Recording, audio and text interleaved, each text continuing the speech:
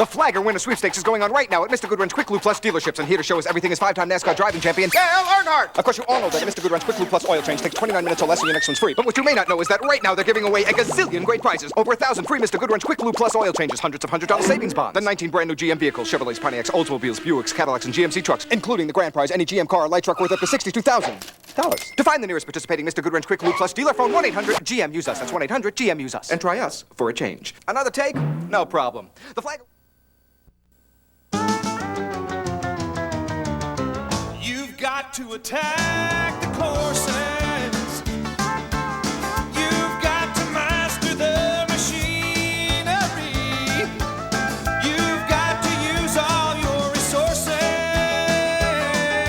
It's not really that difficult to earn the name Goodwrench. All it takes is all you've got. Goodwrench, raising the standards of performance on the track and in your GM dealership.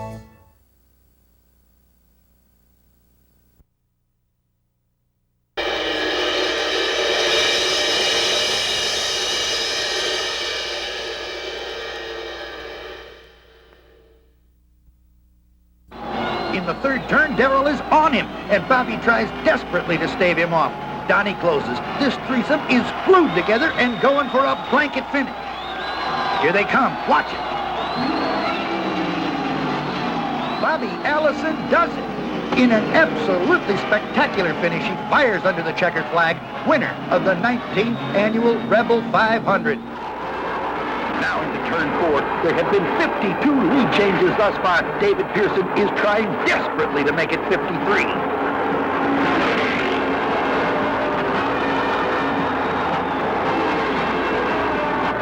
There goes the slingshot out of the dogleg, but he can't do it.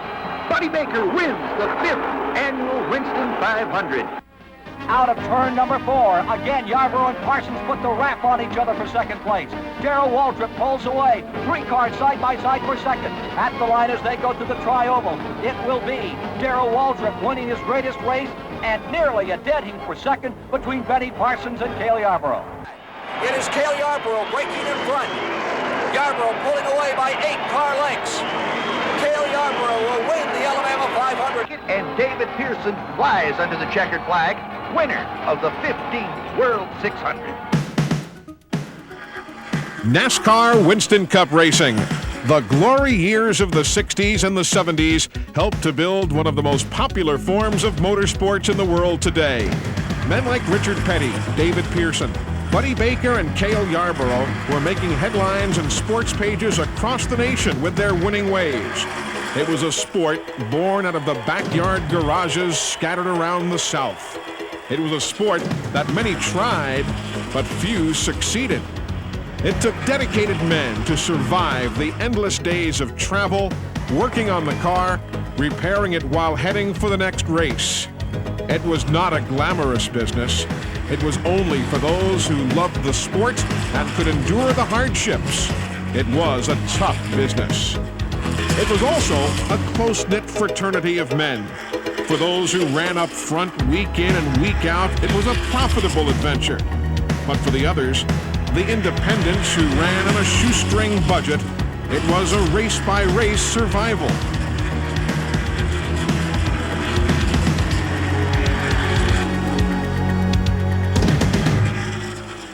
The game plan for the independents was simple.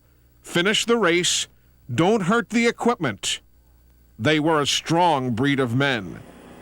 And one of those men who survived week by week, race by race, was Richard Childress. He knew about the rough times, the hard going, but it was something he wanted to do even as a young boy. Well, I worked at a little local quarter-mile track, Bowman Gray Stadium, and selling concessions. You know, everybody's heard the story, peanuts and this kind of deal. And, you know, that was before I was even old enough to drive. But when I got old enough to drive, I always wanted to drive a race car. After sitting and watching these guys, the Myers brothers were my heroes, and Curtis Turner, and these kind of guys that I sat there and watched run the quarter-miler at the stadium. And when they came out with a division called a $99 claiming division, and I think I was 17, not even old enough to race in NASCAR, and we kind of forged the names and got me a license and went out there and started racing in that and just kept kept building and building. Then I went to running hobby cars and then a late model dirt cars on the dirt tracks through the South here, and then I ran the modified divisions. And then they came in '68. They came with a division called the Grand American cars, which was Camaros and Mustangs. Well, I went and bought me a new Camaro and stripped it out and put it together and went to Daytona and qualified 7th, right beside one of the famous road racer, Pernelli Jones. I still have the clippings from it. And well, I thought I was on top of the world. So I mean, it was a thrill for a young kid to go down there to Daytona and get on the racetrack and go. I guess I was early 20s at that time. And so, you know, I ran that, and I went full-time racing in 1973. Tom Garn sold the team out to me and financed the whole thing. I didn't have the money to buy it. So in '73, it was Tim Brewer, myself, and Ed Thrapp. And we started racing, and I think in '73 or '74, I finished 3rd or 4th in the points that year and had a lot of top 5 finishes and top 10s, mostly top 10s. I was still an independent and struggling, trying to pay the team off that I bought from him, which was just a truck and a trailer and a couple of cars and 2 or 3 engines, and which was a big debt. What were those barnstorming days like when you ran, when you packed up and loaded up and were gone for 3 months at a time? Well, to me, that was some of the most fun that I ever had in racing. You know, we were with guys like Tiny Lunn and Max Berrier and Jim Pascal and Pete Hamilton, these type of guys that was racing. And if anyone knows Tiny, you know how much fun he could be. And we headed out and went to Greenville, South Carolina, run South Carolina, and then Augusta, Georgia, a couple of tracks there, and went on to Florida and ran a road course and turned around and came back up through Alabama. We ran a 400 lapper at Huntsville and on up to Nashville, Tennessee, and ran a race there, and left there and went to a super speedway in Michigan, and left there and went on up through the northern states all the way up to Maine and Connecticut and New York and New Jersey. We raced all different tracks. We were gone like 3 months, and it was an adventure because a young guy that never seen those states or been in those places, I had a ball doing it and met a lot of good people, and you know, it's just was a tremendous thing. You know, I remember crossing Lake Champlain on a ferry, carrying our cars over to go to a racetrack, and it was an adventure, and you know, I'll never forget those days. Were those guys like heroes? Did you, when you first started out and you were on that kind of a circuit, did you have to pinch yourself and you'd look over and there you were barreling off into the corner with a Tiny Lund? Like a young man today has to probably pinch himself when he pulls up alongside a Richard Petty or a Dale Earnhardt?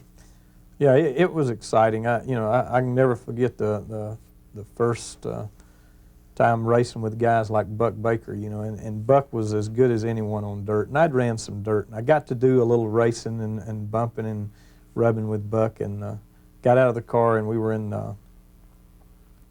a racetrack in New Jersey. I don't forget, it might have been Flemington, New Jersey, and it was a big, fast racetrack for us then, and old Buck told me, he said, you did pretty good, but he said, you still didn't beat me. And I never will forget the look on his face. You know, he gave me that little giggle, and we had a tough race that night. And but it was, for a young guy that just left running a couple of states to get to do that, it was an adventure. It was fun, though. You know, you look back on those days, and you know, we wrecked the car, and we'd stay up, you know, for 2 days in a row working on it to fix it to make it to the next track. Break an engine and go to the junkyard and buy enough pieces to make the next race, and that was racing back in those days, and it was tough, you know, and that really makes you appreciate, you know, what you've got and the kind of caliber of team that the GM Goodwrench team is today. From a one-man garage, Childress has built one of the most modern racing facilities in NASCAR today.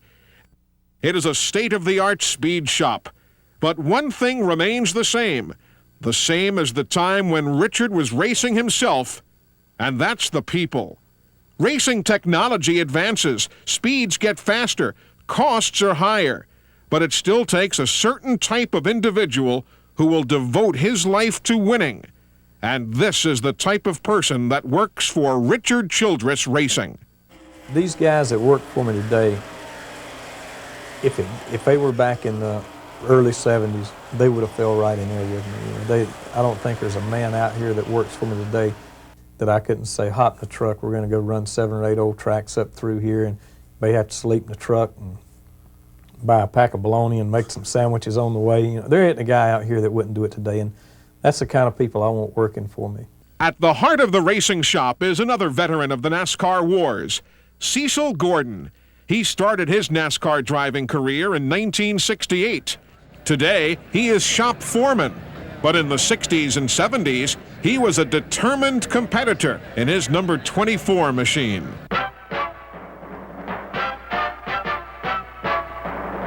Bristol International Speedway, with its wide sweeping high bank turns, is the fastest half mile and one of the most challenging tracks on the NASCAR circuit. This annual Southeastern 500 announces the first big race of the year for Bristol, and the crowds swarm in by the thousands. Pole sitter Cale Yarborough, driving the Junior Johnson prepared Chevrolet number 11, was the fastest qualifier at 107.608 miles per hour. Cecil Gordon started alongside in another Chevy. Buddy Baker and Cuckoo Marlin are in the second row. Richard Petty and Bobby Allison fill out the third row, with Bobby Isaac and Donnie Allison starting right behind in the fourth row.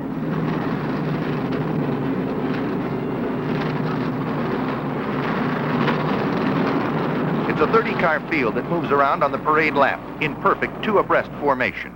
Out of the fourth turn, drivers wind them up. There's the green, and they're off.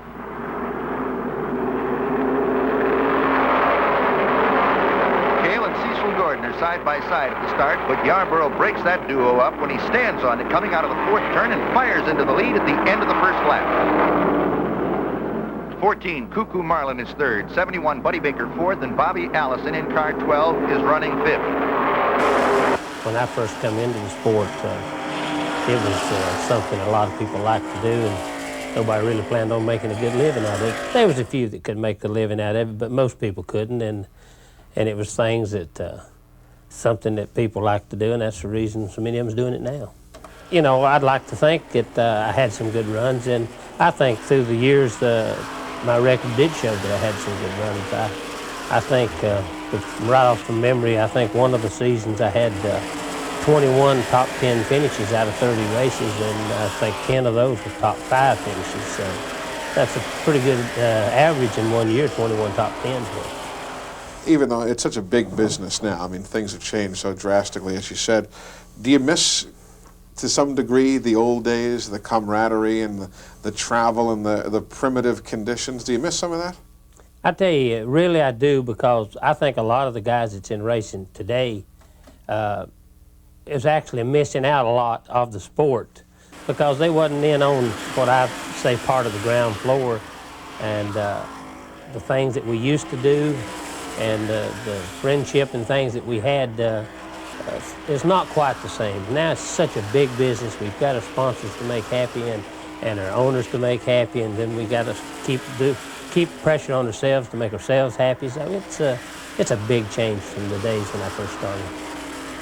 What was it like back in those days when you had to scrimp and save the pennies and, you know, drive your own truck and all sorts? Was it tough to keep yourself going? Well, yeah, you had to have a lot of drive, and it's like it is today. You had to love it, or you wouldn't stick with it. Back in those days, we done a lot of traveling, and we didn't have our airplanes and our pilots to fly us and stuff. We had to pilot our trucks ourselves, and most of us had very few people to work on the cars, and that made it even harder because we had to do a lot of the work ourselves.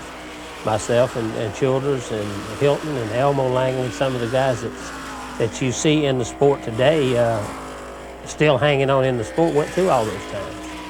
There's a lot of satisfaction in what I do today, but deep down in your soul, you feel happy about the things you did in those early days and the way things went for you, and you have to feel good about it. Cecil knows about the good times and the bad. He experienced them both. He finished third in the national points race twice, in 1971 and 1973. Nicknamed Flash Gordon, he hung up his helmet following a race in Dover, Delaware in 1983 and joined forces with Childress in 1985. There is a certain chemistry within RCR racing that lured Cecil to the Welcome, North Carolina shop. A chemistry he thinks makes them a winning team. we've all got racing experience, and that experience pays off. I mean, it is something that you can't go to school and learn. That racing experience is something that can't be taught to you. If you got to live it and experience it to know it. And so that helps a lot. And then a lot of our people that we've got working for us, as we refer to them, they're racers. I mean, they believe in racing. Don't matter what they're doing, if they're racing at the racetrack, if they're loading the truck, they're trying to get to the motel, they're trying to beat somebody, they're racers. You know, everything they do, they want to be the best at what they do. The GM Goodwrench Pit Crew, the Flying Aces. On race day, there's nobody better. Led by crew chief Kirk Shelmerdine, their precision and speed is the envy of many teams, and one of the reasons Earnhardt has visited Victory Lane so often. Shelmerdine changed the left front tire during pit stops, but that was just one of his many duties as crew chief. Kirk left Philadelphia, Pennsylvania when he was just 18 and finally settled in with Childress in 1980. He had a most rewarding career before retiring at the end of the '92 season. Yeah, I always had played with go-karts and motorcycles and things, and as a young teenager, and raced a little bit in both of those. And we got old enough to have cars on the highway. Well, that's about all I did on Friday and Saturday night was drag race and play with hot rod stuff. And I never got the grass cut because I was always taking the lawnmower apart. How did you make the first contacts to get to this level? How did you get to this point now? Actually, my first job in stock car racing was on a Winston Cup car. They were Grand National cars back then, but through some people I knew and so forth, I sort of lined up a job as a helper on one of the independent cars. I just really didn't have any experience at all, and I couldn't do a mechanic's job. And had I gone to work for one of the bigger teams, I don't think I would have gotten near the experience I got. You're a fairly quiet person. You don't do many interviews. I don't know how comfortable you are, but it's obvious you're a very well-educated man. Where did you pick up your background and start talking about the physics of the cars and the theories of what makes these things work? Is it just a hands-on application that you taught yourself? Mostly through doing it. We've had to relearn the wheel, if you will, every year it seems like, because there are more and more things enter into the sport, more technical advancements become legal, and they become kind of state of the art, and just main parts of the car that used to be hush-hush things. I mean, the cars have really gotten a lot better too over the years, and we've had to learn as we go. I don't have formal education as far as any engineering goes, or math or physics or anything like that, but we get to use little bits and pieces out of each field to kind of roll it up into our product here. Mostly it's just learn from doing it, learn from making mistakes. Let's talk about your own racing career. Well, you had a good year. You were second in the points. Where, first off, did the decision come about not to pursue that full-time and to go the route of a chief mechanic? And is it something that you wish had been different? Well, I have had an awful good career. I mean, I can't wish for a whole lot. You know, most people would like to be in my shoes, I guess. Sure. But I really don't know where the decision came or if it ever came. When I was a teenager, when I first moved south to go racing, in 3 years or less, I was going to be the Winston Cup champion. I already decided that, you know. Everybody, when they start out full with race cars, they want to drive and they want to go around the track, and you know, that's what makes us start out, I think. But the more I got involved in the mechanical part of it, and you know, our project here at Childress Racing, building our own cars and trying to bring them along and keep them modern and win races and win championships with them, with our own piece. That's a pretty big, long project. It's taken a lot of attention over the years, and I never really had time to worry about it, driving. I mean, it was just kind of a thing. This took all my time and attention, and I was really more interested and had a whole lot more background as time went on the mechanical side of it than I did as a driver. And now I'm 34, and it's just really late to start, I think. Now that you are doing some driving, though, and you've run Charlotte, you've run Pocono, you've run some of the tracks that your Winston Cup driver, Dale Earnhardt, does, was there ever that day, the first time when that light bulb went off in your mind and you said, So that's what Dale's been talking about. Now that you've experienced it yourself, does it give you a better working situation? Maybe. I think that the whole general experience is good to have. I think every crew chief at least ought to have some kind of first-hand experience, just to know how hard it is and what really is involved, other than guessing. You draw a lot of conclusions over the years from talking with a driver and hearing people say, well, what it's like when you're out there, and unless you really know, that gives you just a little bit different insight. I can't say there was ever something that clicked that said, oh, that's because, that's what he's talking about, because the speeds were a little slower on what we go. We don't have near the horsepower of the Winston Cup cars, and we don't have near the caliber drivers out there that you have in Winston Cup. So you can't really directly say this is a good experience. This is a thing that I can learn from it, or this is what Dale has to do. It's more general than that, but I think just generally the whole outlook and the point of view that you get from the other side of the windshield is invaluable, I think.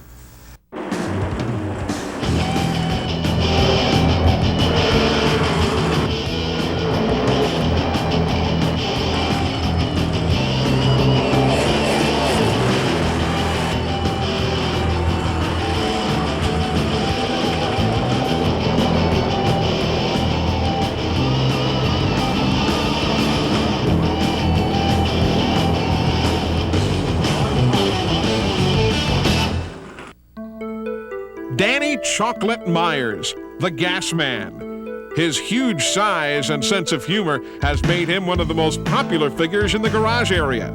He comes from a rich racing heritage. Son of racing great Bobby Myers, along with his uncle Billy, Danny has spent his life around motorsports. The modifieds his dad and uncle ran stand in a place of honor in the museum that Richard has built as part of Childress Enterprises.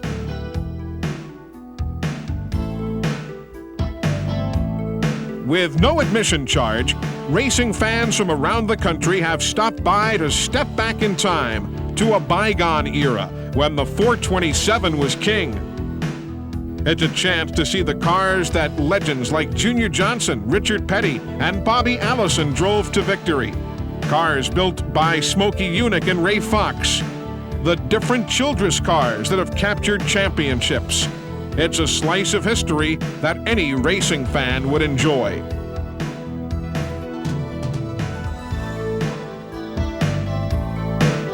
There's even a souvenir shop for those wanting to remember the day. From t-shirts to jewelry to model cars, there's a little something for everyone.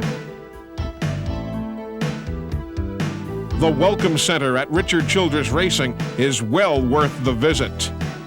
For Danny Myers, it's a link to his racing family. Whether it was on the beaches of Daytona or the short tracks scattered throughout the South, the Myers brothers were always racing up front. That's why today there is the prestigious Myers Brothers Award for significant contribution to the sport of auto racing. As those guys have been gone for a long time, and there's people, the older guys, Bud Moore, Jr., and a lot of the guys that's been around for a long time still remember those guys and remember the things they did. And I can remember a lot of things about my dad, and I can remember him taking me to the races, and I can remember him saying that you stay here while I'm driving the car. And then, but I can remember always saying, "Did you get a trophy? Did you get a trophy?" And I remember him telling me one time, "You can't eat trophies." So, it was pretty tough back then. So we grew up tough. We grew up hard. We didn't grow up with a silver spoon. We grew up day to day. It was that tough, huh? It was tough. It was tough before my dad got killed, and then it was really tough after he was gone too.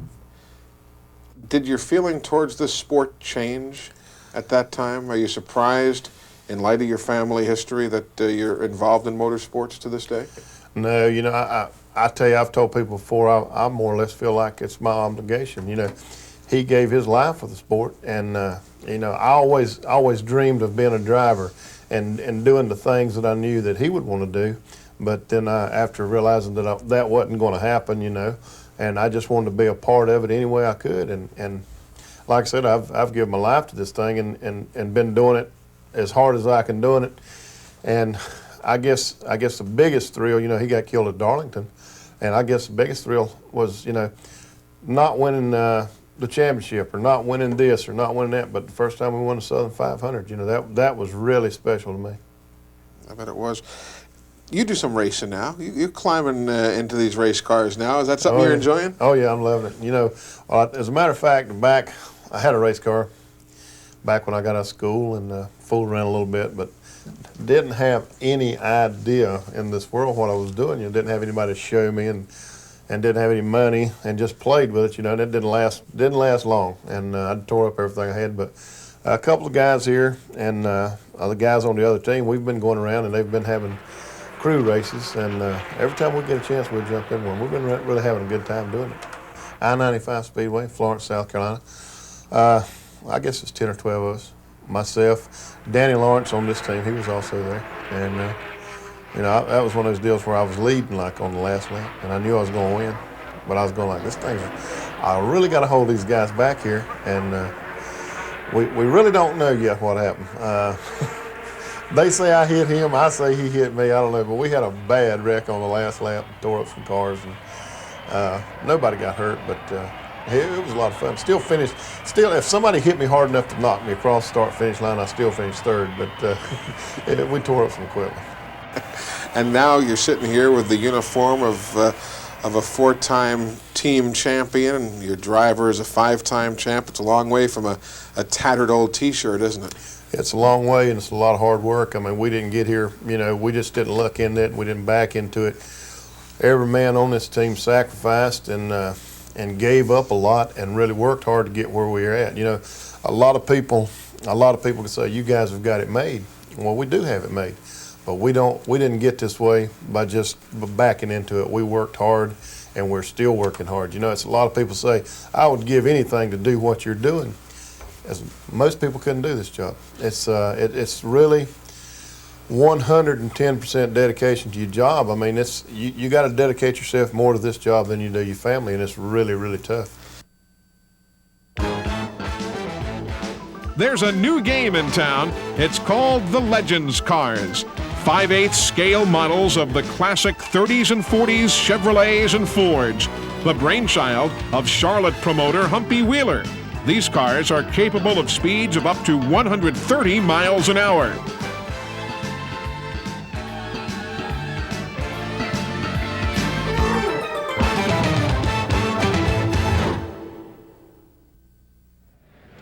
Hank Jones, owner of Sports Image, a supplier of GM Goodwrench wearing apparel, and the windshield man on the Childress pit crew, can be found tearing up the short tracks in his number 3 replica of Dale's Winston Cup car. And the racing is great.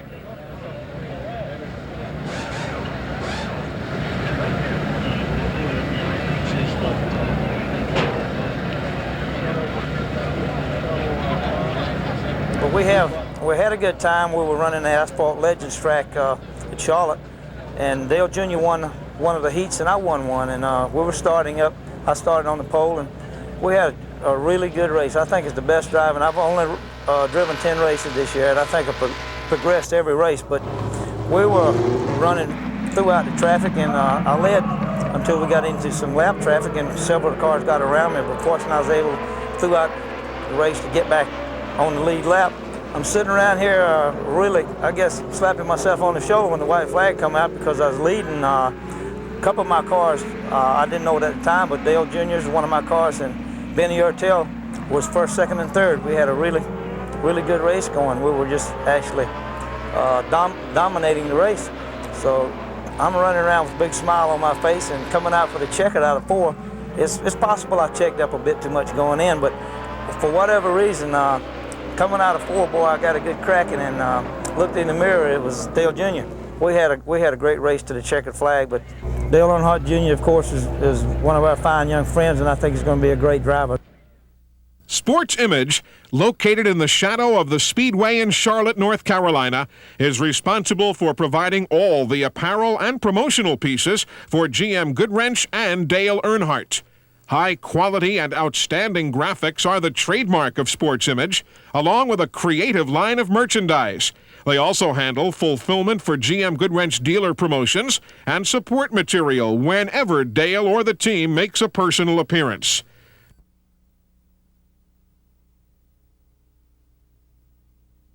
Sports Image is an integral part of the Goodwrench racing program.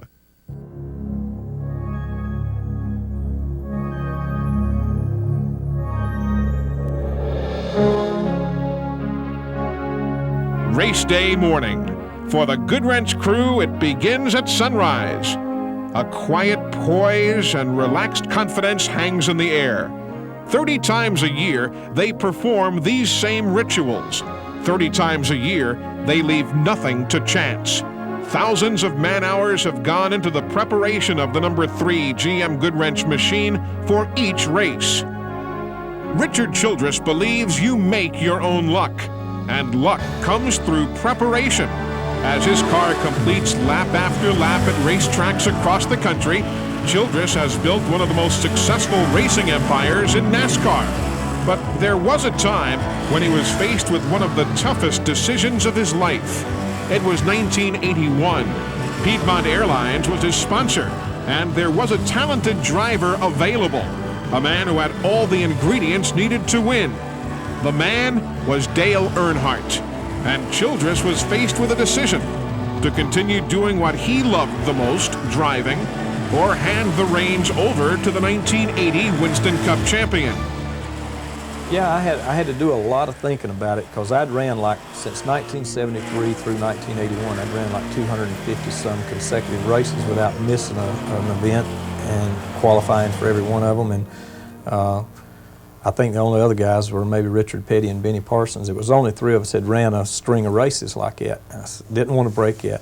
Then I talked with Junior Johnson. I went over by a motel where he was staying, and I had a good conversation with him. And I think that was the turning event, was Junior giving me the advice that he gave me to become a car owner and get out from under the wheel. Yeah, well, I've had a lot of good people, associated with me all the way. I've had super people, working for me back when I was driving, and goes all the way back to the days of Barry Dodson and Tim Brewer and likes of these guys that was working with me back in. And now the race team that we have with Dale Earnhardt as a driver and the whole crew out here working together and everybody trying to put in. I'm just a small part of it. It's the people behind me that's really put this thing together. I'll drive across the tracks out there in the mornings and go to turn in to the industrial park here, and I'll think, man, is this really for real? The Richard Childress Racing Complex is for real. A fleet of race cars are stationed throughout the garage, each specifically designed for its assigned job. Superspeedways, short tracks, intermediate tracks, road courses, each car built to perform in its own arena. And Childress Racing continues to grow. A new building was erected behind the racing shop specifically to prepare for the future. It's the Research and Development Center. It's another way to continue a winning tradition, staying ahead of the competition. We've just built a new R&D building last year. It's been going for 2 years now, and we're very proud of it. It's going to be a plus. When I hired the guys, Terry Eldridge, to run the operation down there, I explained to him I'm not looking for instant success. I'm looking long-term, 2 years down the road, and I think you'll see it. The Research and Development arm of RCR is working on the future. With the close competition in NASCAR racing today, it's not enough to just keep up. You've got to stay one step ahead. Richard Childress Racing is becoming the symbol of what every other team wants to accomplish. He has also erected a state-of-the-art paint and body shop that not only guarantees a great-looking car at the track, but one that meets the strict requirements of the NASCAR inspection team. The GM Goodwrench team is one of the few who build their own race cars from the ground up. Chassis builders and fabricators perform their unique magic as a speed machine is given birth.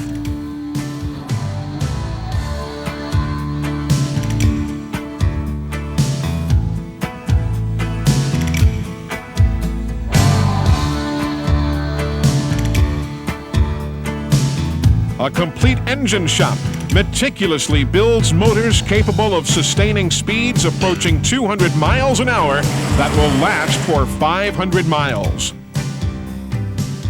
Parts are checked and rechecked. Each piece is machined to the highest tolerances. Everything that is needed to get the slightest advantage over your competition. Transmissions are assembled with the accuracy of a Swiss watch. Once the car comes together, the crew goes to work again. Final adjustments are made. The job never ends. It seems like there is always something else that can be done. Finally, it's loaded up, ready to head for the racetrack.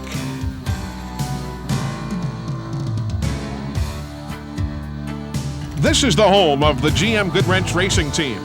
A home where it's not uncommon to see them putting in 14 to 16-hour days.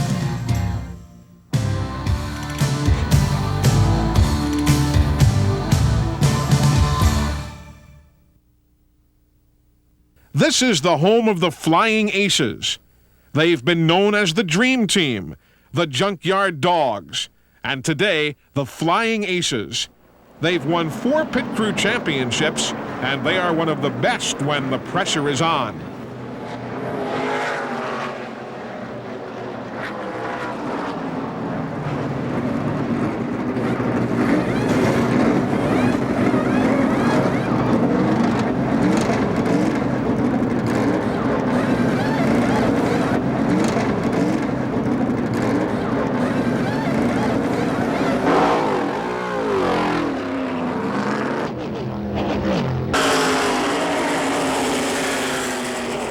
Yeah, you know, the guys out here take a lot of pride in it, and they work hard. They were practicing just last night, the day before, on pit stops going into the pit crew race in Rockingham.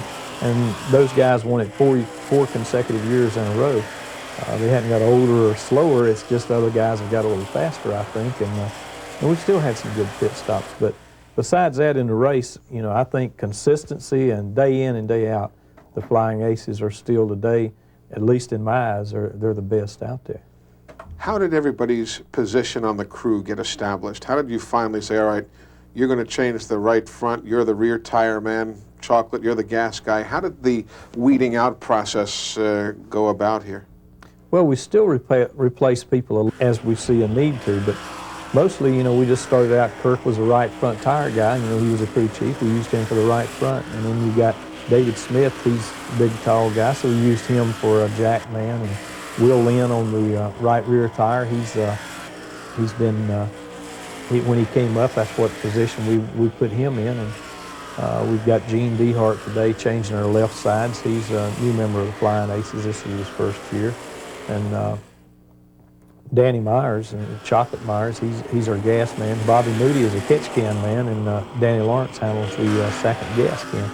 Cecil Gordon, he handles the stop and go sign. So we've all got it worked out, and these guys seem like they're all one, and each one of them's movement works together, and it's kind of like ballet dancing to watch them, the way they move and the gracefulness that they put into it. The GM Goodwrench Ballet, as performed by the Flying Aces.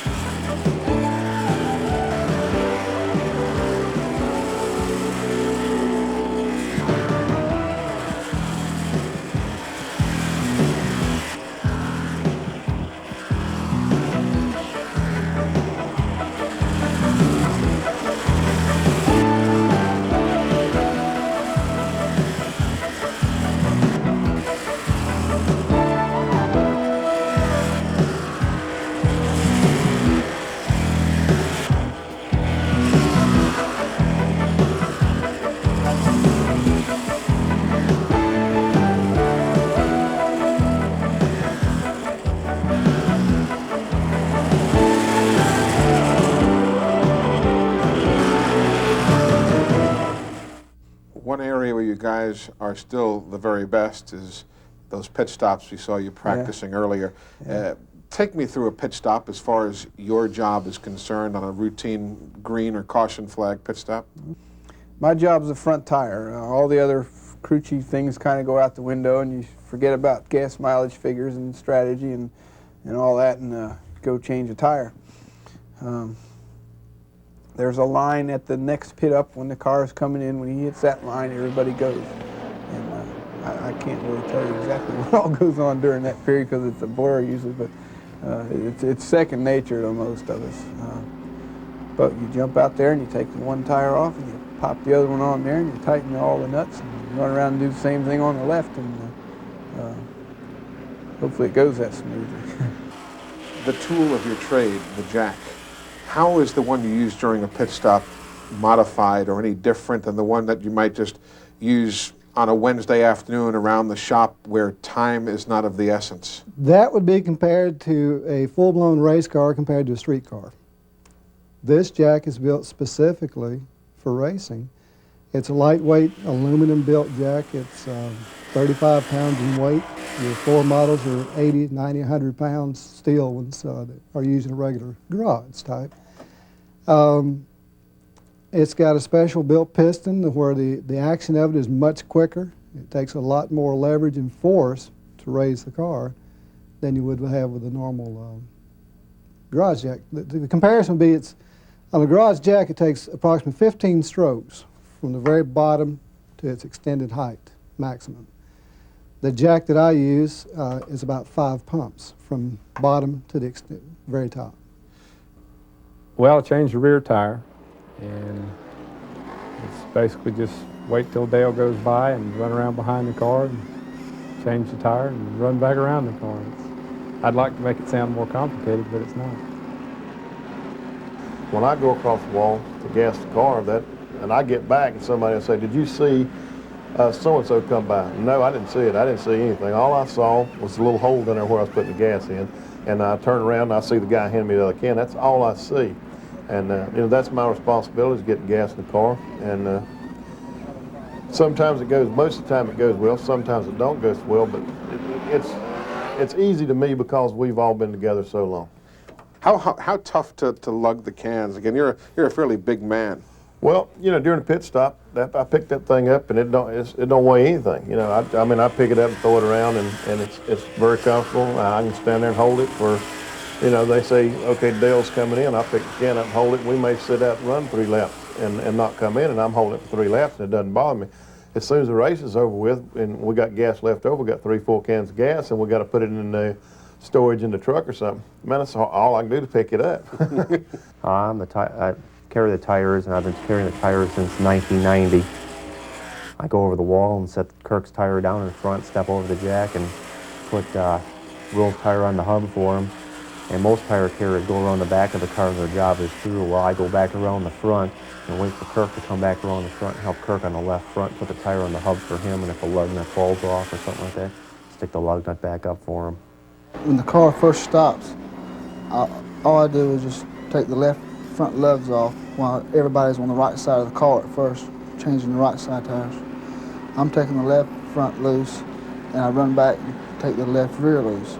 By the time I get all the left rear loose, everybody's on the left side of the car, the jack and the front tire changer.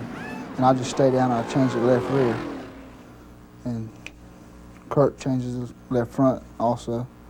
And that's, by the time gas gets in it, that's basically what I do on a pit stop. I catch the overflow of the gas.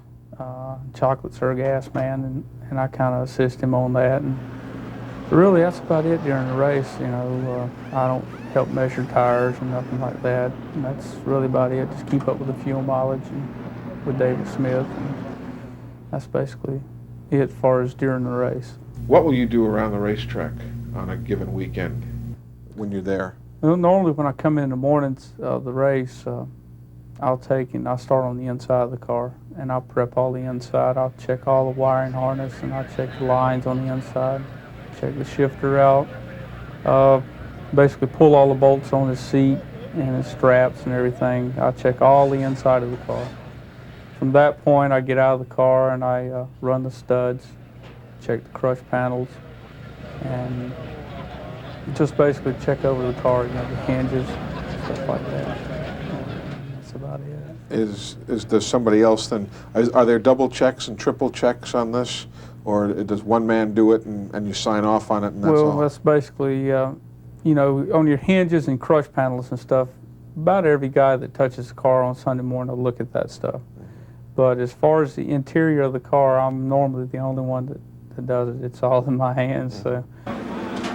As fast as they are during pit stops, this same group of men are as methodical in preparing the car race day morning.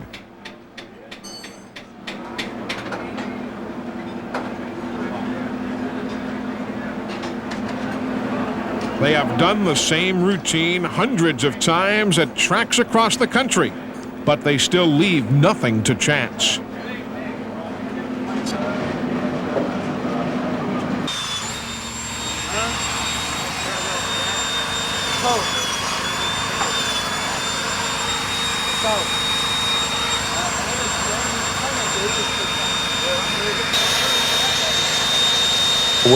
We have a checklist for everything we do. On Sunday mornings, we get out 2 checklists. One checklist is for the car. The guys that's in the garage working, doing the final check on the car, they've got a checklist that they go by. And I also have a checklist, and certain people that's assigned to help me do the pits. And we check that list off, and everything has to be in the pits that's on that list. And because we've come up with what we feel like is the stuff that we need there. The pilot of the GM Goodwrench machine, Dale Earnhardt. He is a master craftsman performing a dangerous job.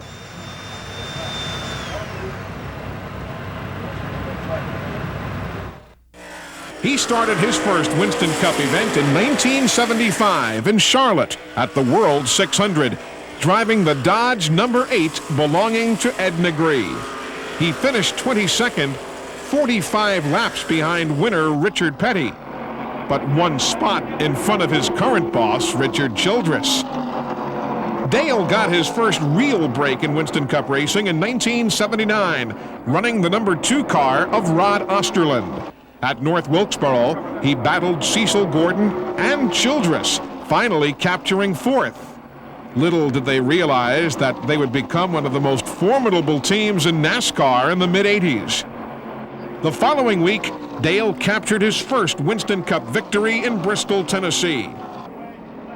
In 1981, Dale joined forces with Richard Childress, but the marriage was a short one, as Dale moved on to the Bud Moore team in '82. But he was back with Childress in '84. He finished 4th in the national championship that year, and the Childress-Earnhardt combination was beginning to gel. In 1986, Earnhardt presented Childress with his first Winston Cup championship and $1.7 million season. This was just the beginning of one of the most successful marriages in modern motorsports.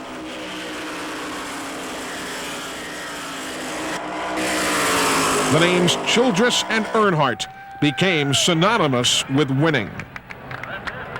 I think the one thing that Dale has going for him that, you know, he's a winner, and he don't accept losing easy at anything. You know, if we're sitting around hunting and we got a little side bet between friends, you know, who's going to get the best deer, or if we have a little poker game between each other on the airplane coming home, you know, he don't like to lose at nothing, and that's what I admire in him the most is he's a winner and he knows it. The biggest thing that stayed the same with me is when I sit down in the race car is the drive to want to win.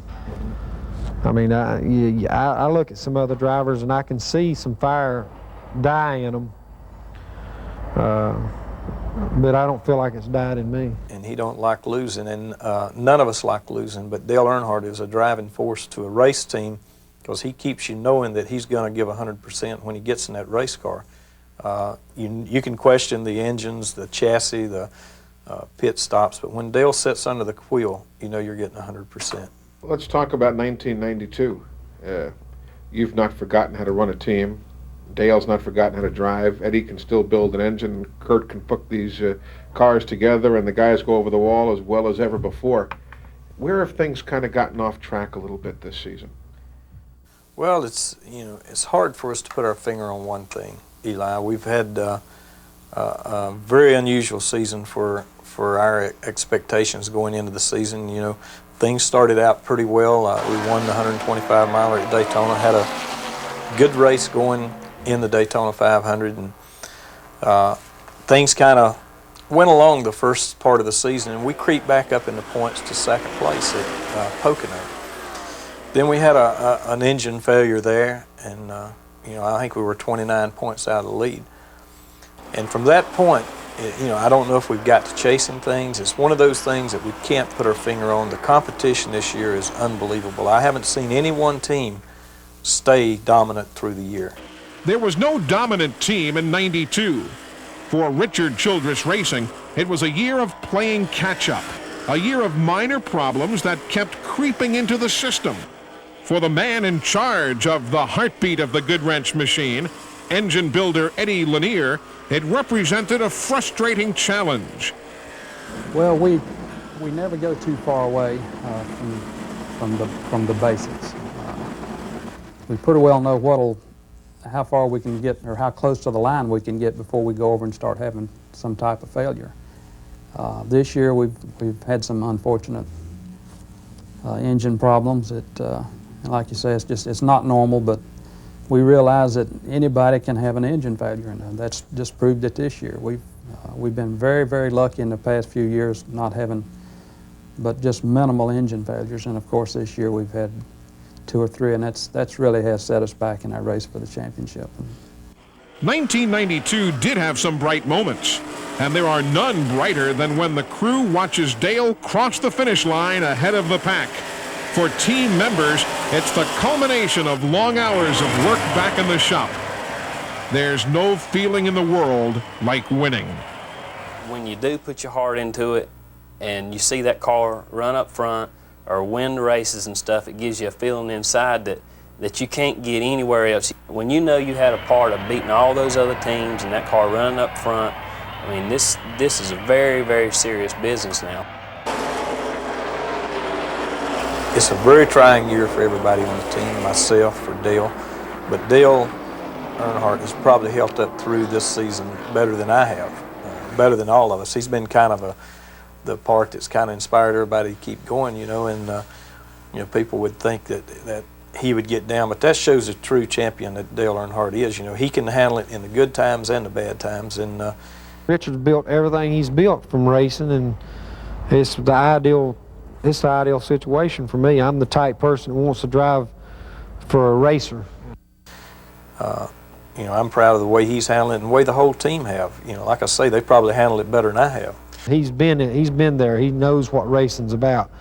He knows how hard it is to work and build a championship team, and the sacrifices you got to make to do it. The GM Goodwrench team captured its first championship in 1986, and to prove that it was no fluke, they came back in 1987 to repeat as the NASCAR champions, winning by 489 points over runner-up Bill Elliott. They were on top again in 1990, edging Mark Martin by a scant 26 points. Another repeat performance signaled the end of the '91 season, with Dale and the team victorious for the 4th time in 6 years. 1992, though, proved to be a challenge to commitment. It was a test of the winning spirit that the Childress team had built over the years. Suddenly, the problems that seemed commonplace with other teams attacked the Goodwrench crew. They suffered 4 DNFs, the highest total since 1986. 10 times they finished out of the top 10, the most since 1981. It was not a typical year for the Childress-Earnhardt combination. It was a season that tried the patience of every member of the crew, and it took perseverance just to get ready for the next event. There is nothing harder in any sport, whether it's football, basketball, baseball, or auto racing, to repeat as champions. You become the team to beat, the team that all others use to measure their performance by. The demands are unending. The pressure is intense. For the record, they finished 12th in the point standings, only the 2nd time in Earnhardt's career that he finished out of the top 10. They scored 9 top 10 finishes, which included 1 victory and 1 pole position. They captured over $915,000 in prize money. Dale's victory in Charlotte, North Carolina, gave him 53 wins in his NASCAR career, 7th on the all-time win list, trailing the legendary Lee Petty by just 1 victory. Dale remains the top money winner in NASCAR with over $16 million in earnings. For most of the teams on the NASCAR circuit, they would consider this a darn good year. But Richard Childress and the team never felt that way. A tradition built on winning, the GM Goodwrench crew has never been satisfied with 2nd place. It just means one team was a little bit better that day. And the Childress crew doesn't feel there is anyone better prepared on race day than they are. That feeling has not changed today. Is it complacency or just the distractions? I mean, once you win, for some of these guys, 4 titles, and for your driver 5 championships, is there an element of complacency after a while, or is it just the interviews and the this and the endorsements and that and the appearances and so on? Well, you know, I think you have to give the fans and the media, they want to see the champion. They want to talk, and you know, you've got a lot of commitments you got to hold up when you're the Winston Cup champion. And the championship team has a lot of commitments it has to hold up. And you go through the month of December and it puts you a little behind because you're in New York City, and you give your people the little breaks and things. So you start out a little behind. I think it's more than that than being complacent. We won't be complacent, I don't think, until Dale Earnhardt's won 8 championships, and I've won enough to be in front of Junior Johnson. I think he's probably won more championships than any car owner, and that's our goal. You know, I want to win as many championships as the #1 guy, and Dale Earnhardt wants to win 8 Winston Cup championships. I mean, that's our goals. It may never happen, but you got to have goals in life and in business, and those are our goals. Sponsorships have been so much a part of this business, obviously, and you've had some loyal support over the years. The Kansas Jack name, the CRC Chemicals name.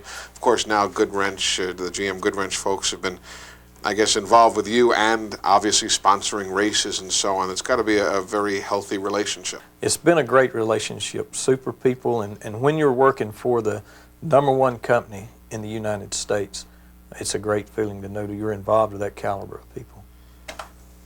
What does the future look like, yourself and Dale Earnhardt, as a combination in light of the changeable nature of this business? We just, almost as a routine thing, see drivers move 3, 4, 5 years and get to a fresh location. What about you and Dale? How far into the future have you guys planned? Yeah, you know, we're going to be with Goodwrench through '96, and we're going to have Dale Earnhardt as a driver through '96. And you know, each time contracts come up between a driver and a car owner, you know, you talk about things and look at things and see if there's still some things left in the future. But for now, we feel we've got 4 more good solid years together, and hope we got, as long as Dale wants to drive a race car, that he'll be in my car. And that's the plans with Dale Earnhardt, GM Goodwrench, and Richard Childress Racing. In 1993, GM Goodwrench welcomes the newest member to the Richard Childress Racing team, Crew Chief Andy Petrie. A veteran of the NASCAR wars, Andy brings a wealth of knowledge and a competitive spirit to a team with a heritage already rich in success. The new season kicks off in February at the Daytona 500 by STP. It signals a new year, a new beginning. Childress, Earnhardt, and the GM Goodwrench team are sending a message: the black is back.